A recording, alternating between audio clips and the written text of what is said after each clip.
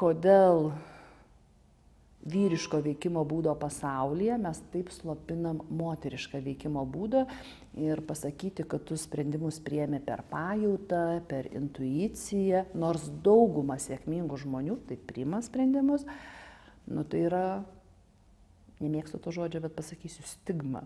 Ir tik dabar pradedame kalbėti, kad pajauta, intuicija, jinai turi vietą, nes neapibrėžtoje aplinkoje, kaip visi per 3-4 metus patyrėm, kad tu jau nebegali taip susiplanuoti, nu belieka tik tai pajautimas.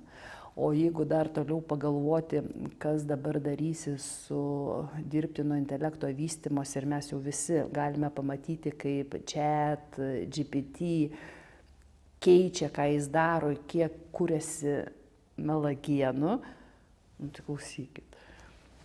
Moteriškas instrumentas, kurį mes galim kiekvienas naudotis, pajauta, jis taps labai svarbiu.